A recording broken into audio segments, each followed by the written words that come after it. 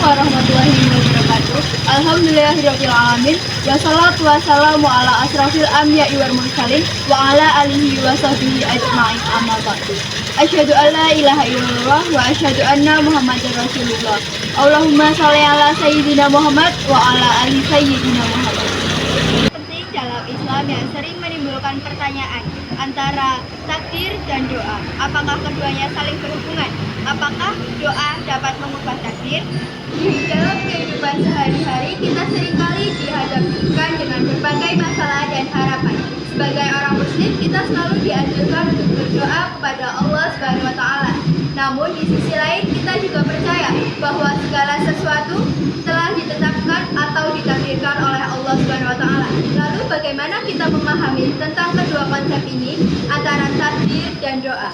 Takdir adalah sebuah ketentuan yang sudah ditetapkan sejak zaman azali oleh Allah Subhanahu wa taala, di mana takdir meliputi tentang kehidupan, rezeki, jodoh, hingga kematian. Islam ada dua jenis takdir, yaitu takdir mubram dan takdir mu'alaf. Di mana takdir mubram adalah takdir yang sudah tidak bisa diubah, seperti kematian. Sedangkan takdir mu'alaf adalah takdir yang masih bisa diubah dengan usaha dan doa, seperti rezeki, jodoh, dan hal-hal sulit yang kita lewati di dalam kehidupan. Ini adanya takdir, kita bisa menjadi lebih sabar, tawakal, dan tidak mudah putus asa dalam menghadapi segala cobaan hidup. Doa adalah salah satu ibadah yang paling utama. Dengan berdoa, kita dapat mengakui kesalahan di hadapan Allah Subhanahu wa taala dan memohon pertolongan-pertolongannya. Doa bagi orang mukmin adalah senjata, obat, dan segala pintu kebaikan. Keagungan dan kedudukan doa tidak dapat dipungkiri. Semua makhluk hidup membutuhkan doa. Bahkan seorang malaikat pun tetap berdoa memohon kepada Allah Subhanahu wa taala yang bahkan bukan untuk dirinya. Surat Al-Ghafir ayat 7-9. Begitu pula iblis, orang yang terlaknat, juga berdoa memohon kepada Allah. Sungguh Allah Maha Karya, sekiranya Allah memenuhi segala permintaan hambanya, maka tidak akan mengurangi apa yang dimilikinya, kecuali seperti berkurangnya air lautan samudra karena jarum dicelupkan ke dalamnya. Hadis riwayat Muslim dan hadis riwayat Qudsi. Doa memiliki kekuatan untuk mengubah takdir yang telah ditetapkan oleh Allah Subhanahu wa taala.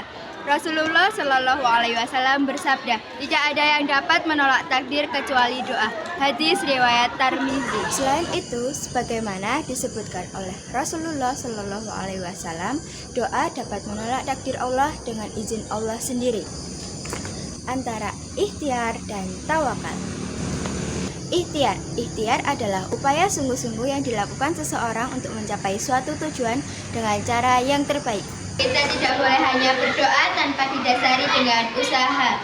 Jadi, kita harus menyeimbangkan antara berdoa dan berusaha untuk mencapai tujuan maksimal yang akan kita. Tugas kita sebagai hamba adalah berikhtiar secara maksimal, termasuk berdoa. Dengan berdoa, Allah akan mengubah takdirnya untuk kita. Wallahu a'lam bishawab. Tawakal adalah berserah diri. Setelah kita berusaha, kita harus bertawakal kepada Allah Subhanahu wa taala. Kita menyerahkan segala urusan kepadanya dan yakinlah bahwa Allah Subhanahu wa taala akan memberikan yang terbaik untuk kita. Bagaimana sih gabungan antara doa, ikhtiar, dan tawakal? Doa, ikhtiar, dan tawakal. Doa, ikhtiar, dan tawakal adalah tiga elemen yang saling berkaitan dan tidak bisa dipisahkan.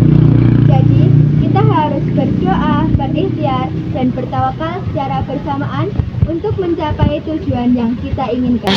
Semoga materi ini dapat bermanfaat dan memberikan pemahaman yang lebih baik tentang hubungan antara takdir dan doa. Cukup sekian. Wassalamualaikum warahmatullahi wabarakatuh.